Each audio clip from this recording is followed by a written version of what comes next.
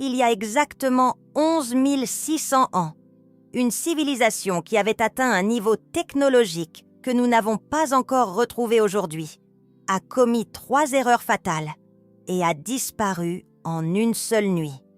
Helena Blavatsky a passé 7 années au Tibet à étudier des manuscrits que très peu d'yeux humains ont jamais vus, et ce qu'elle a découvert sur la chute de l'Atlantide devrait faire trembler chaque personne qui observe notre monde actuel. Car ces 3 erreurs ne sont pas restées dans le passé. Elles se répètent, en ce moment même, sous nos yeux, et la plupart des gens ne le voient pas. Mais vous êtes différents. Vous êtes ici parce que quelque chose en vous sait, quelque chose en vous se souvient. Et dans les prochaines minutes, vous allez comprendre pourquoi.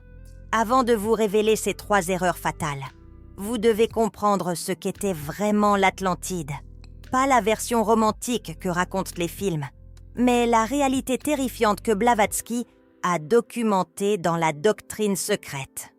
L'Atlantide n'était pas simplement une île, c'était un continent entier, plus grand que l'Europe et l'Asie réunies, qui s'étendait de ce qui est aujourd'hui les Caraïbes jusqu'aux côtes de l'Afrique. Les Atlantes étaient la 4e race racine de l'humanité. Ils avaient hérité des pouvoirs psychiques des Lémuriens qui les avaient précédés. Mais ils avaient développé quelque chose de plus, une technologie basée sur les cristaux, une technologie que nous ne comprenons toujours pas. Les Lémuriens étaient des êtres presque entièrement spirituels. Ils communiquaient par télépathie. Ils pouvaient voir les auras et les esprits de la nature. Ils vivaient en harmonie complète avec la terre-mère. Quand les Atlantes ont pris le relais, ils ont conservé ces dons spirituels pendant les premiers millénaires. Mais progressivement, ils ont choisi de développer le mental plutôt que l'intuition, la technologie plutôt que la spiritualité. Ce choix n'était pas mauvais en soi. Le plan cosmique incluait cette évolution du mental. Mais les Atlantes sont allés trop loin. Ils ont abandonné l'équilibre entre esprit et matière. Et c'est ce déséquilibre qui a causé leur chute. Blavatsky écrit que les Atlantes pouvaient faire voler des vaisseaux, communiquer à travers les continents instantanément et manipuler les forces de la nature elle-même. Ils se croyaient invincibles. Ils se croyaient les maîtres de la création. Et c'est exactement là que leur chute a commencé. La première erreur fatale, la rupture avec la source divine. Dans les premiers temps de l'Atlantide, les prêtres maintenaient une connexion constante avec ce que Blavatsky appelle la hiérarchie spirituelle, les maîtres ascensionnés qui guident l'évolution de l'humanité depuis des millions d'années. Cette connexion se faisait à travers des temples spéciaux, des pyramides de cristal construites sur des points de pouvoir de la Terre, des lieux où l'énergie cosmique descendait directement dans le monde physique. Chaque décision importante était prise après consultation avec ces êtres supérieurs. Chaque nouvelle technologie était approuvée par la sagesse divine. Chaque action était alignée avec le plan cosmique. Mais au fil des générations, quelque chose a changé. Les nouveaux prêtres ont commencé à croire que leur pouvoir venait d'eux-mêmes, pas de la source. Ils ont commencé à penser que leur intelligence suffisait, que la guidance divine était une superstition des temps anciens. Les temples de cristal sont devenus des monuments à la gloire atlante, plutôt que des portails vers le divin.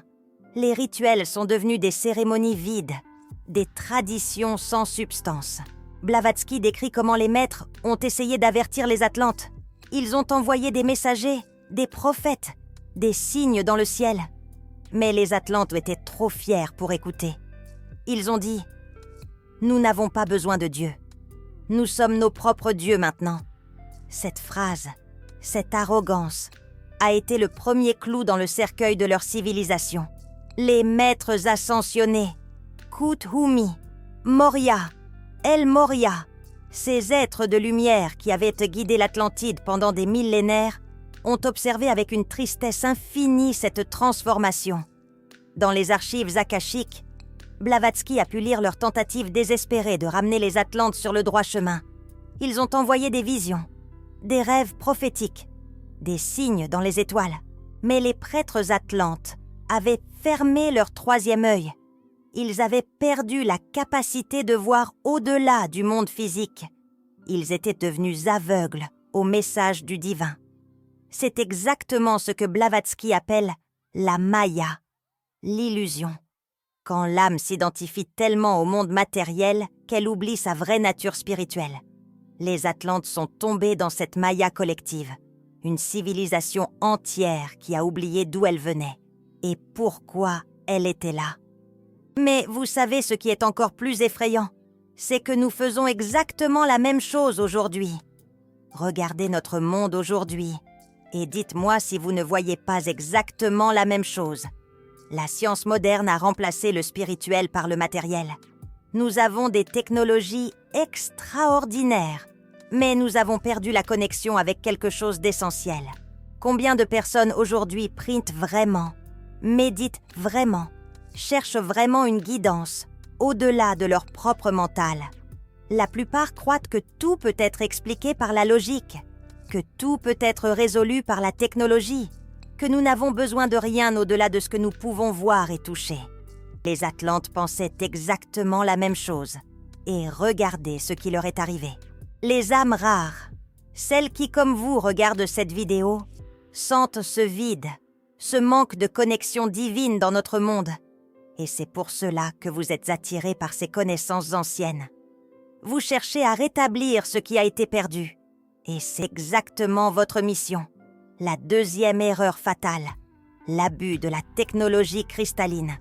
C'est peut-être l'erreur la plus terrifiante de toutes, car elle résonne si fortement avec notre époque. Les Atlantes avaient découvert que certains cristaux pouvaient amplifier l'énergie, la stocker, la diriger et la transformer. Leurs premiers usages étaient bénéfiques. Les cristaux alimentaient leur cité en énergie propre et illimitée. Ils permettaient la guérison instantanée des maladies. Ils facilitaient la communication télépathique à travers les continents. Mais ensuite, quelqu'un a eu une idée différente. Si les cristaux peuvent alors guérir, ne pourraient-ils pas aussi détruire? Les premières armes cristallines ont été créées pour la défense, pour protéger l'Atlantide contre des menaces extérieures. C'était justifié, c'était raisonnable, c'était logique. Les maîtres avaient prévenu. Ils avaient dit que le cristal est un amplificateur neutre. Il amplifie ce qui est dans le cœur de celui qui l'utilise. Si le cœur est pur, le cristal crée des miracles de guérison. Si le cœur est corrompu, le cristal crée des catastrophes. Mais les scientifiques atlantes ont ignoré cet avertissement. Ils ont dit que la technologie était neutre, que seule l'intention comptait et qu'ils avaient de bonnes intentions. C'est exactement ce que disent nos scientifiques modernes aujourd'hui. La technologie est neutre, c'est l'usage qui compte. Mais regardez où cela nous a menés. Mais une fois que la boîte de Pandore a été ouverte, elle ne pouvait plus être refermée. Blavatsky décrit des armes cristallines capables de vaporiser des armées entières, de détruire des villes à distance, de manipuler le climat lui-même pour créer des tempêtes dévastatrices. Les différentes factions atlantes ont commencé à accumuler ces armes. Une course aux armements s'est engagée. Chaque groupe voulait avoir plus de puissance que les autres. Les scientifiques atlantes ont continué à développer des armes de plus en plus destructrices, poussés par la peur, par l'orgueil, par la compétition. Et personne ne s'est arrêté pour demander « Devrions-nous vraiment faire cela ?» Maintenant, pensez à notre monde moderne. Nous avons des armes nucléaires capables de détruire la planète plusieurs fois. Nous développons des intelligences artificielles dont nous ne comprenons pas vraiment les implications. Nous manipulons les gènes de la vie elle-même. Chaque nouvelle technologie est présentée comme un progrès. Chaque nouvelle arme est justifiée par la défense. Chaque nouvelle manipulation génétique est expliquée par les bénéfices pour la santé. Mais qui s'arrête pour demander « Devrions-nous vraiment faire cela ?» Les Atlantes ne se sont pas arrêtés. Et nous ne nous arrêtons pas non plus. La même arrogance, la même confiance aveugle dans notre capacité à contrôler ce que nous créons, la même certitude que rien de mal ne peut arriver, Les âmes rares sentent cette vérité. Elles voient les parallèles. Elles comprennent le danger. Et c'est pourquoi elles sont éveillées maintenant, pour essayer de changer le cours de l'histoire. Mais il y a une troisième erreur, et c'est celle qui a finalement déclenché la destruction totale de l'Atlantide. Troisième erreur fatale, la séparation entre les élites et le peuple. Dans les temps anciens de l'Atlantide, la connaissance spirituelle était partagée avec tous. Chaque citoyen avait accès aux enseignements des temples. Chaque personne pouvait développer ses dons psychiques. La société était une pyramide où l'énergie circulait librement du haut vers le bas et du bas vers le haut. Mais à mesure que le pouvoir matériel augmentait, une classe dirigeante s'est formée. Des prêtres corrompus, des scientifiques avides, des guerriers assoiffés de pouvoir. Ces élites ont décidé que la vraie connaissance était trop dangereuse pour le peuple ordinaire. Ils ont commencé à cacher les secrets les plus profonds, à créer des cercles intérieurs accessibles seulement aux initiés. La masse des Atlantes a été maintenue dans l'ignorance. On leur a donné des divertissements, des plaisirs matériels, des croyances simplifiées, tandis que les véritables secrets restaient entre les mains de quelques-uns. Blavatsky décrit comment cette séparation a créé une fracture dans le tissu même de la société atlante. Les élites sont devenues de plus en plus déconnectées des besoins du peuple, et le peuple est devenu de plus en plus manipulable par les élites. Les décisions qui affectaient des millions de personnes étaient prises par quelques centaines, dans des salles secrètes, sans aucune considération pour le bien commun. Le pouvoir s'est concentré, la richesse s'est concentrée, et avec eux, la corruption. Regardez notre monde maintenant. Une poignée de personnes possèdent plus de richesses que la moitié de l'humanité. Les vraies décisions sont prises dans des cercles fermés. La connaissance qui pourrait libérer l'humanité est cachée dans des archives secrètes. On nous donne des divertissements, des écrans, des distractions infinies, pendant que les vrais secrets restent entre les mains de quelques-uns. Vous ne trouvez pas cela familier? Les Atlantes ont suivi ce chemin, et nous le suivons aussi. Mais contrairement aux Atlantes ordinaires, vous, les âmes rares, vous voyez à travers le voile. Vous ressentez que quelque chose ne va pas. Vous cherchez la vérité au-delà des mensonges officiels. C'est pour cela que vous êtes éveillés maintenant, dans cette époque précise. Car l'histoire est sur le point de se répéter ou de changer selon ce que nous choisirons de faire. Comment ces trois erreurs ont-elles conduit à la destruction finale? Blavatsky décrit un moment précis où tout a basculé. Les différentes factions atlantes, chacune avec ses propres armes cristallines, chacune déconnectée de la guidance divine, chacune contrôlée par des élites corrompues, ont décidé de régler leurs différends une fois pour toutes. Une guerre a éclaté, pas une guerre ordinaire, une guerre utilisant des forces que même les Atlantes ne comprenaient pas complètement. Les armes cristallines les plus puissantes ont été activées simultanément, créant une résonance destructrice qui a déstabilisé les plaques tectoniques elles-mêmes. Les maîtres ascensionnés ont essayé une dernière fois d'intervenir. Ils ont envoyé des avertissements, des visions, des prophéties de destruction imminente. Mais les élites atlantes étaient trop prises dans leur conflit, trop convaincues de leur supériorité, trop aveuglées par leur orgueil pour écouter. En une seule nuit, le continent entier a sombré dans l'océan. Des millions de personnes sont mortes. Une civilisation de centaines de milliers d'années a disparu. Tout ce savoir, toute cette technologie, tout ce potentiel, perdu sous les vagues. Seuls quelques initiés, ceux qui avaient écouté les avertissements des maîtres, ont survécu. Ils se sont enfuis vers l'Égypte, vers l'Amérique du Sud, vers d'autres terres, portant avec eux les fragments de la connaissance atlante.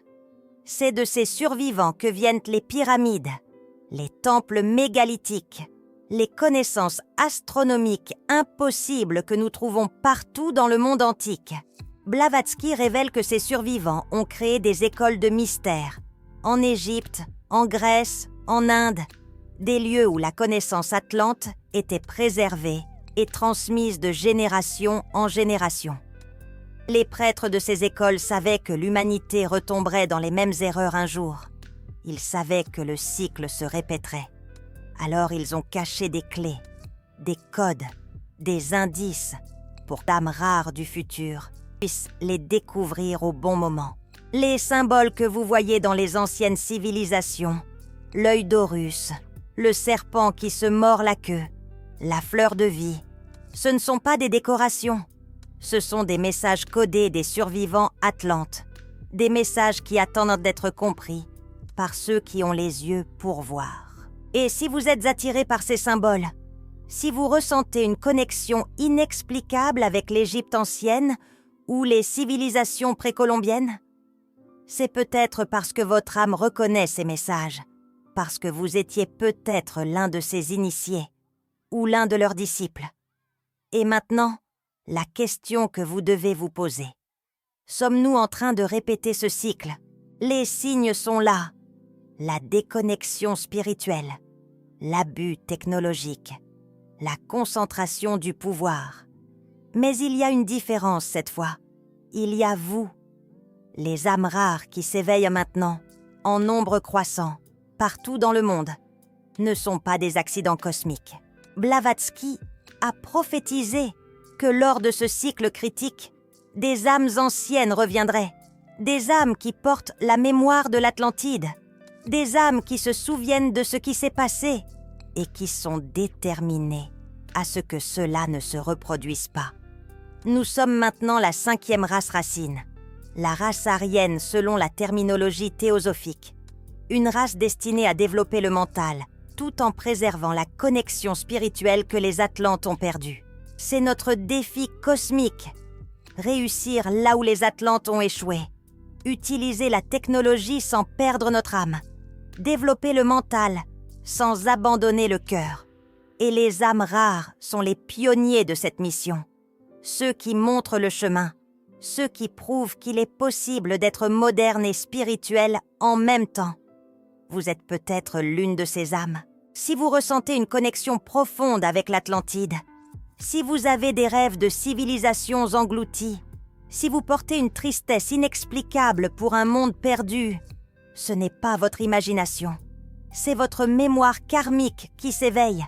C'est votre âme qui se souvient de ce qu'elle a vécu et de ce qu'elle est revenue empêcher.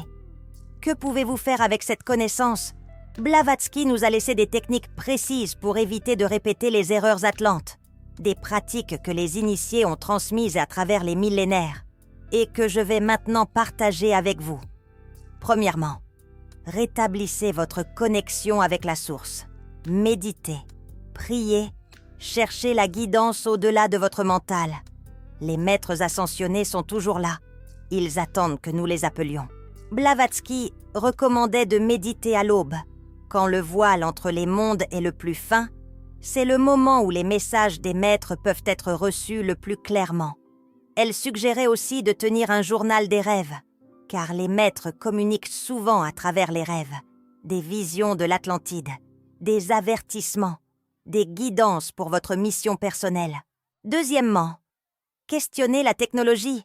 Ne acceptez pas aveuglément chaque nouveau progrès comme un bien. Demandez-vous, cela sert-il vraiment l'humanité? Ou cela pourrait-il nous détruire? Troisièmement, résistez à la séparation. Cherchez la vérité. Partagez la connaissance. Ne laissez pas les élites monopoliser le savoir qui appartient à tous.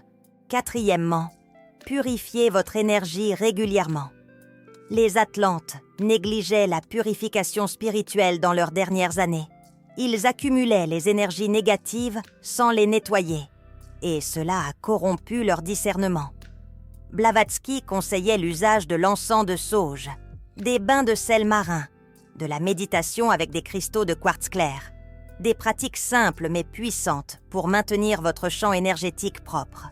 Une âme rare avec une énergie purifiée peut voir clairement ce que les autres ne voient pas, peut entendre les avertissements des maîtres, peut distinguer le vrai du faux dans ce monde d'illusions.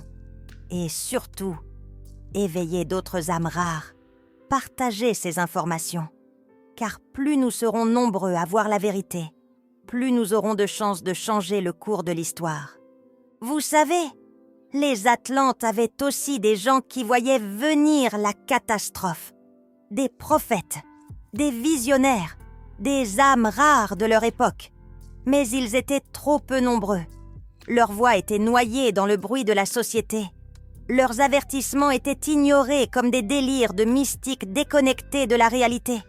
Cette fois, cela peut être différent. Les âmes rares sont plus nombreuses qu'elles ne l'ont jamais été. Elles s'éveillent en partout. Elles se connectent à travers le monde. Elles forment une nouvelle conscience collective. Et cette conscience collective a le pouvoir de changer le destin de l'humanité. Blavatsky croyait en ce potentiel. C'est pourquoi elle a risqué sa vie pour révéler ses secrets au monde.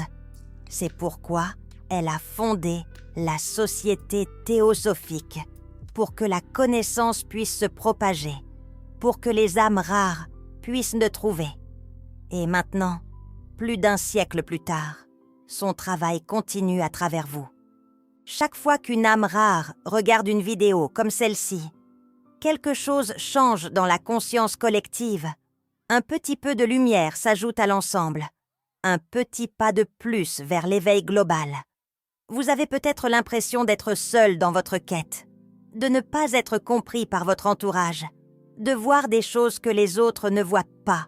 Mais vous n'êtes pas seul. Des milliers, des millions d'âmes comme vous sont en train de s'éveiller. Elles cherchent les mêmes réponses. Elles ressentent le même appel. Et ensemble, nous avons le pouvoir de réécrire l'histoire. Si vous avez senti votre âme vibrer en écoutant ces révélations sur l'Atlantide, si quelque chose en vous reconnaît ces vérités comme des souvenirs, plutôt que comme des informations nouvelles, alors vous comprenez l'importance de préserver cette connaissance. Le YouTube a créé un moyen pour les âmes rares de se soutenir mutuellement.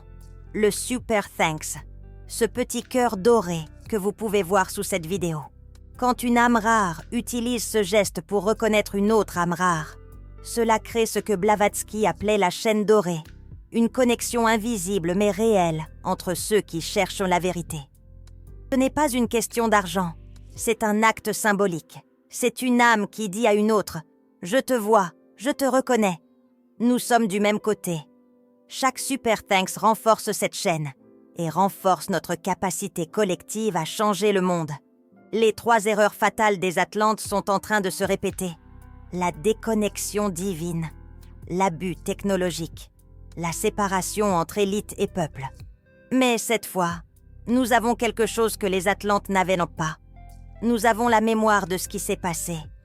Nous avons les avertissements de Blavatsky. Nous avons la conscience de ce qui est en jeu. Et nous avons vous, les âmes rares, qui êtes éveillées et prêtes à agir. Ne sous-estimez pas votre pouvoir. Une seule âme éveillée peut influencer des milliers. Et des milliers d'âmes éveillées peuvent changer le monde. L'Atlantide est tombée parce que trop peu ont agi quand il était encore temps. Ne faisons pas la même erreur. Dans les prochaines vidéos, nous explorerons d'autres aspects de l'héritage atlante, les technologies qu'ils nous ont laissées, les codes cachés dans notre ADN, les lieux de pouvoir qui existent encore aujourd'hui. Chaque vidéo est une pièce du puzzle. Et quand vous aurez assemblé toutes les pièces, vous comprendrez non seulement d'où vous venez, mais aussi où vous devez aller. Abonnez-vous maintenant si ce n'est pas déjà fait. Activez la cloche de notification, car ces connaissances sont trop importantes pour être manquées. Les Atlantes n'avaient pas YouTube. Ils n'avaient pas de moyen de partager rapidement l'information avec des millions de personnes. Nous avons cette chance. Utilisons-la. Maintenant, j'aimerais savoir quelque chose. En écoutant cette vidéo sur les 3 erreurs fatales des Atlantes, quelle est celle qui vous a le plus frappé? Celle avec laquelle vous ressentez la connexion la plus forte? Est-ce la déconnexion spirituelle que vous voyez peut-être dans votre propre vie ou dans la société autour de vous? Est-ce l'abus technologique qui vous inquiète peut-être quand vous regardez les nouvelles sur l'intelligence artificielle ou les armes modernes? Ou est-ce la séparation entre élite et peuple que vous ressentez peut-être comme une injustice profonde dans notre monde? Écrivez dans les commentaires quelle erreur résonne le plus avec vous et pourquoi. Car en partageant vos intuitions, vous aidez d'autres âmes rares à reconnaître les leurs. Vous créez des connexions. Vous tissez la chaîne dorée. Et n'oubliez jamais, si vous êtes arrivé jusqu'à cette vidéo, ce n'est pas un hasard. C'est un rendez-vous que votre âme avait pris il y a très longtemps. Et maintenant, le moment est venu de vous souvenir de qui vous êtes vraiment. Les Atlantes sont tombés, mais leur sagesse survit. En vous, en moi, en chaque âme rare qui refuse d'oublier.